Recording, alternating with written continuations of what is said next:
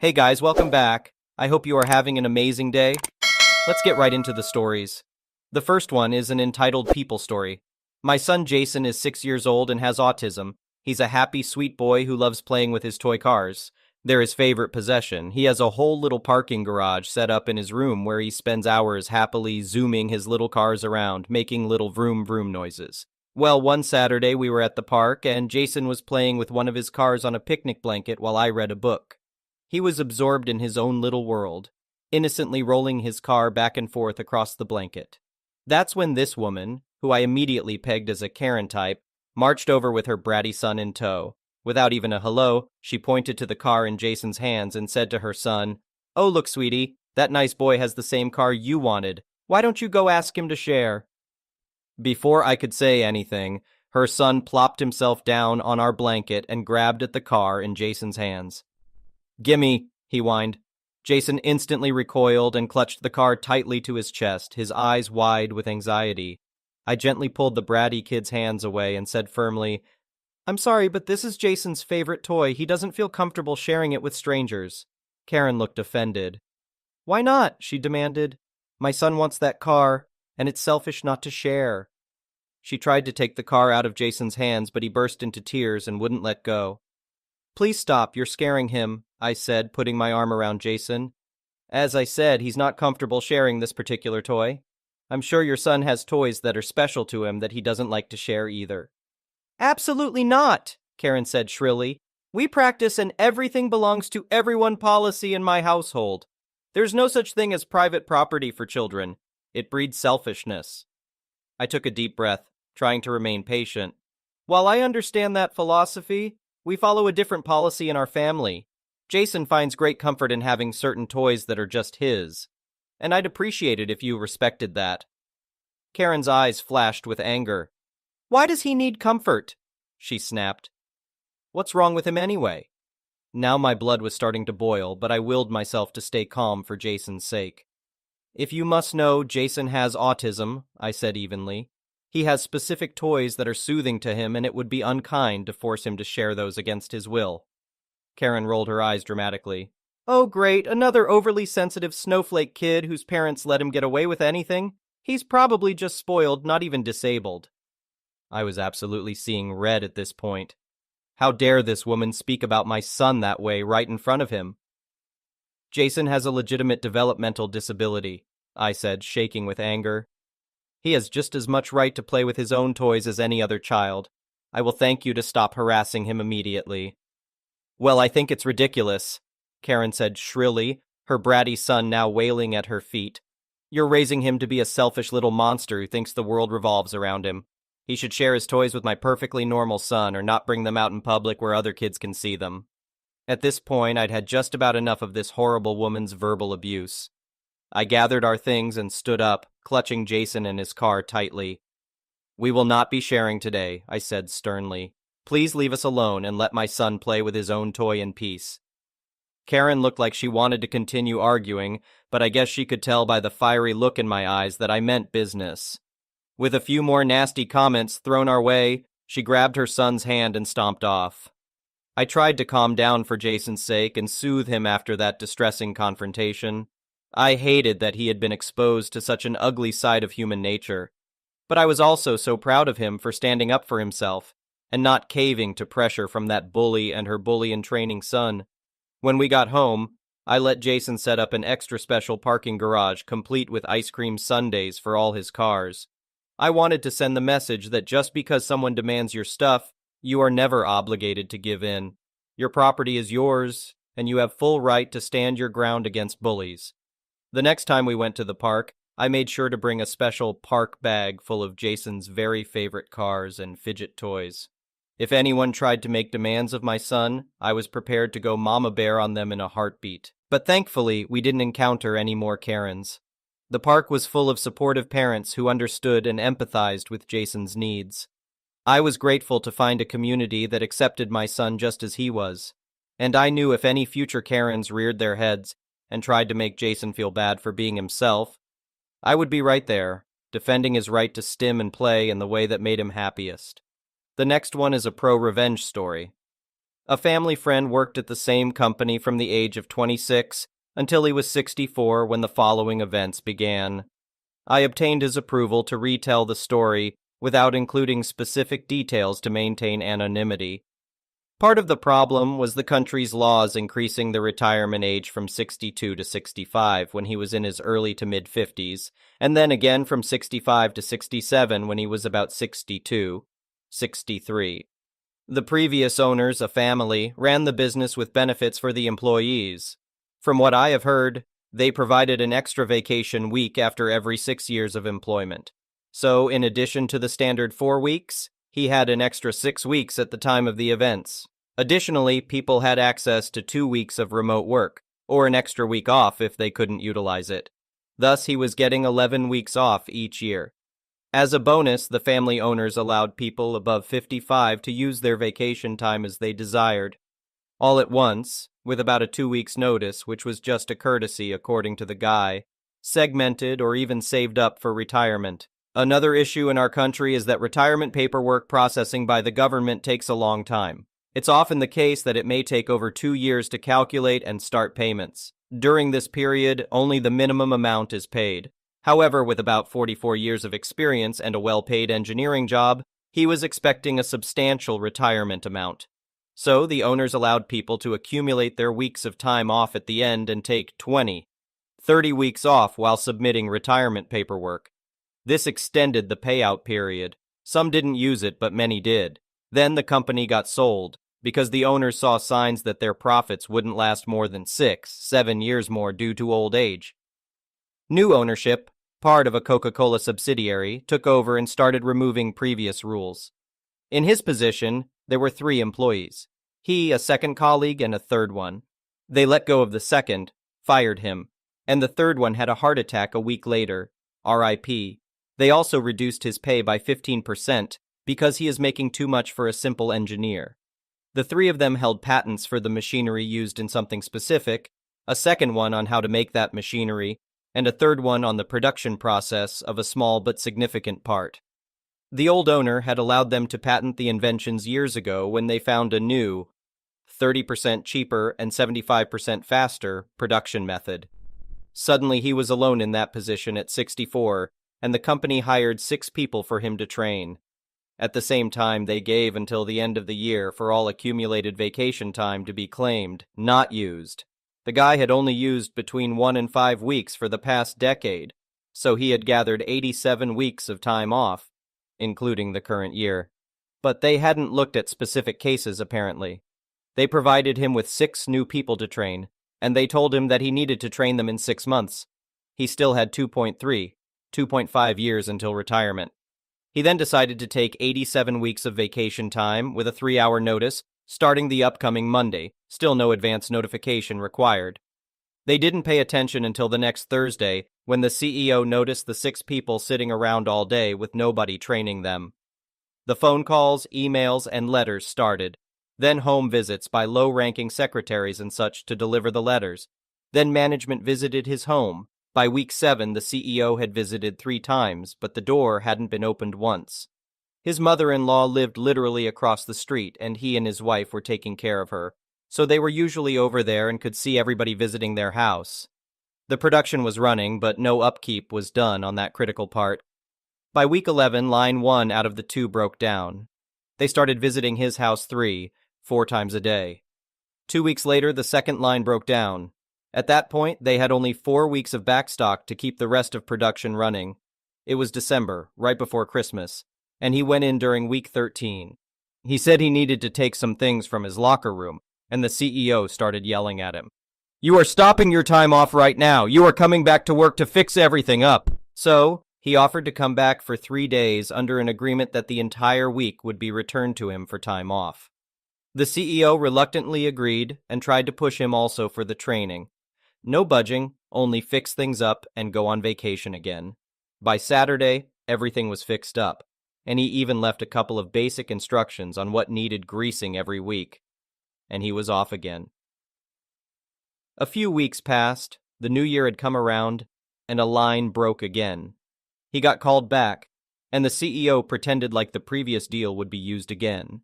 He went in for 2 days, fixed everything, explained a couple more things to the team of 6, who by now had other duties, not just sitting around all day. And when he was about to leave, the CEO said, "Tomorrow at 8 a.m.?" The guy said, "What?"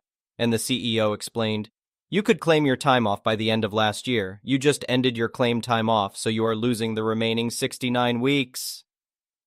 The guy was furious, and he reported the company to workers' rights. They were dumbfounded by the amount of time off he had accumulated, and the lady serving him called her colleagues to listen in. They laughed heartily at his story. They issued a verdict the next day. It usually takes weeks, but apparently they had too much fun with this one. He was to get all of his time off, under the previous rule, for the time accrued before the rules changed. So he had his 69 weeks, should be 70 due to him getting the one he worked on, renewed by their deal, but he lost that one. And he also had the 6 weeks from the new year. He went in with the verdict and gave it personally to the fuming CEO. According to the guy, steam was coming out of his ears. The CEO reluctantly accepted the deal with the guy coming in for 3 days every 5 weeks off. If he was needed during his time off, tough luck. They should work to produce backstock. A full year went by that way, and the guy was 66 at this point. He had been training the 6 slowly every 5 weeks, and he was on his last visit before he took the last 5 weeks off. The CEO went to him and delivered the firing notice personally for the first day he would be back. He played shocked and left for another 5 weeks.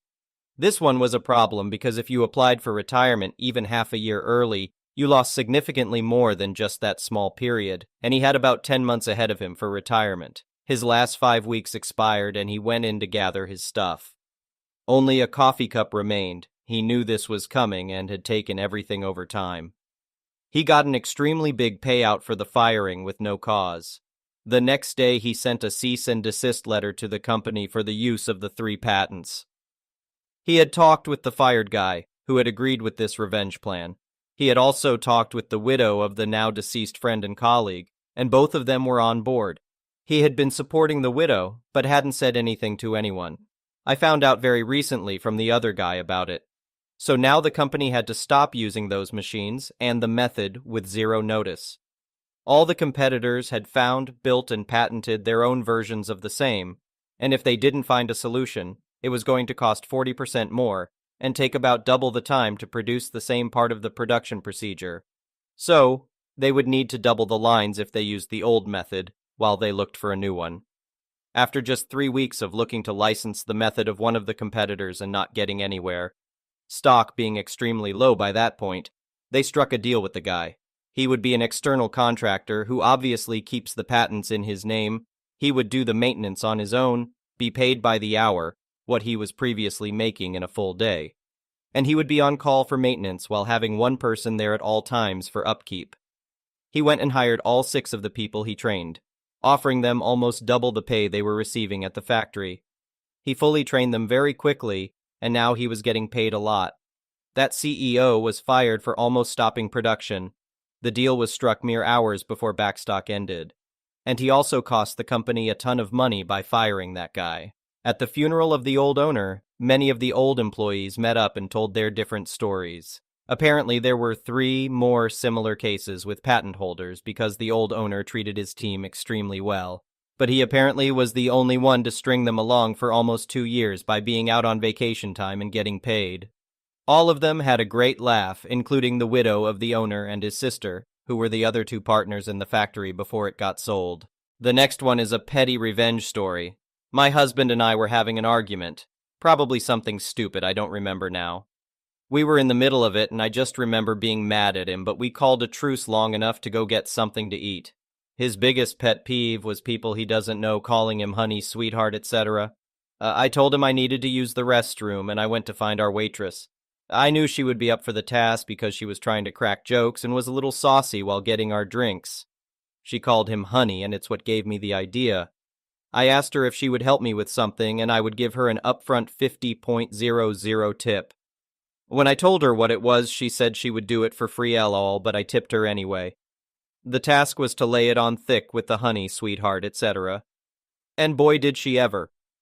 Every time she came to the table, walked by the table, or made eye contact, she would call him babe, honey, sweetly, sugar cakes, and even made up some of her own stuff.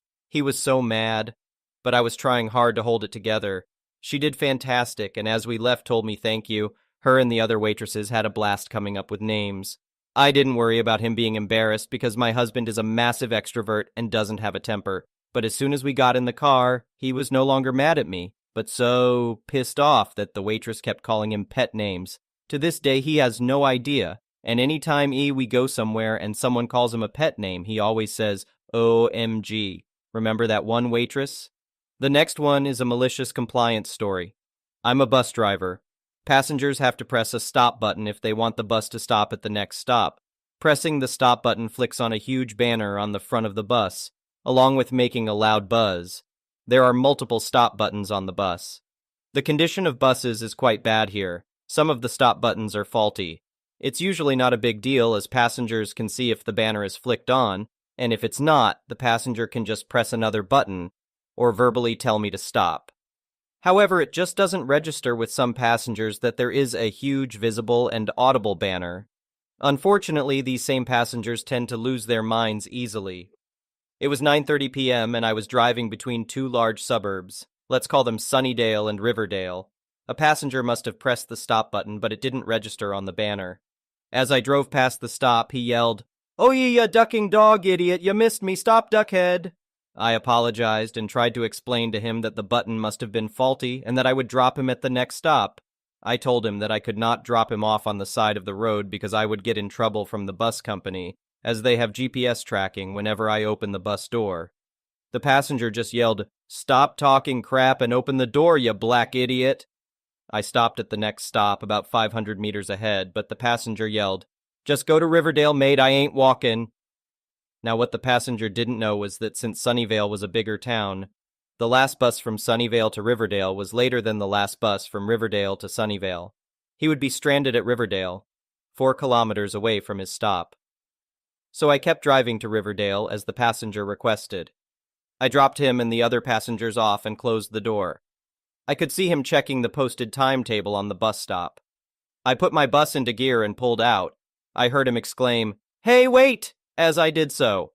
Unfortunately, I could not have dropped him back to his stop even if I wanted to. I have a strict schedule and change route numbers after each trip. My schedule now was to fill up the bus with diesel and head back to the depot. I filled up my bus and headed back to the bus depot. As I drove back, I saw him walking on the side of the road, from 500 meters to 4,000 meters. The next one is an entitled People story. After driving into NYC from NJ, I get to the area I'm looking to park around. I have a routine of scanning the same 5 blocks I know well, and it usually works out to where I can find a free street spot in an average of 10 minutes.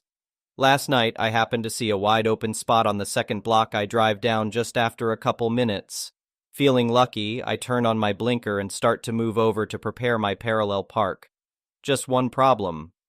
There is a lady standing in the middle of the spot shaking her head at me with her hands up, motioning stop and no. At first, I think she's assuming I'm an Uber driver and she's not the right passenger. So I roll down my window to say I'm trying to park here. This immediately sets her off and she begins spewing some nonsense along the lines of, No, you can't do that. I'm reserving this spot for my friend who's around the corner." I tell her that's the most absurd thing I've ever heard and ask her to remove herself from an open public parking spot. She refuses, arguing that their friend was only a couple minutes away and that because she's lived in New York a long time, she thinks she would know what's right and wrong. This was all followed by a maniacal laugh of hers that indicated to me I wasn't going to get anywhere by further escalating. I decided to drop it and circle around the block. A few minutes pass, and once I get back to the same spot, it is in fact taken, and she is nowhere to be seen. After all that, I ended up finding someone else leaving a few minutes later, but I was still left fuming at the thought of someone so entitled. I realized later that I should have recorded her because it was so unbelievable to encounter someone like that. Has anyone heard of this unspoken rule she thinks exists that you can stand in a spot for someone? She didn't really take the time or have the grace to explain the circumstances of it all, just, "No, you can't park here, my friend's coming." Again, this was a free, public open spot that she was blocking with her body. Never seen or heard of that before, so alas, I turned to Reddit to share. The next one is an entitled parent story. So, Last week was my birthday, and a couple of friends took me to one of their favorite restaurants. It was a little hard to choose what to eat, since I didn't want meat or chicken. I'm currently fighting gingivitis, so these more hard-to-chew things are out of my league. And most of the other dishes had shrimp, which I'm allergic to. We decided to have a fish, whose side dish was rice. The rice could be simple or with nuts, which I'm also allergic to. We asked for 2 orders of the fish, one with common rice and the other with rice with nuts. We end up only eating one of the orders, so we ask if the other can be put to go in 2 different bowls, one with the common rice and one with the rice with nuts. The waiter gets the order and goes in the kitchen. He comes back a few minutes later with 2 packages, and I ask which one has the common rice. He says, "I mixed the rice in both of them so that you could have some variation." I was shocked and simply said, "Well, I'm allergic to nuts, so I'll actually have no variation and no fish at all." He wasn't even shook by that and said, "You still can separate the fish, it wasn't that much nut in it." We didn't argue. I simply paid and we left. We had a great time despite of that. But my friends and my sisters, whom I told the story once I was home, told me I should have requested for a different package or some measures with the management of the restaurant. We have specific instructions for him to separate the rices, and now I paid almost $100 for a dish I couldn't eat anymore because of him. I don't like confrontation in these places, and when it happens I kind of shut down and can't help either side, so I always let it go. I'm always scared that if I go into confrontation I will end up being a Kevin. So, should I have gone Kevin on that waiter for making me lose my dish? Or was it not something worth discussing? Thank you for watching. I would really appreciate it if you could like the video and subscribe to our channel if you haven't already.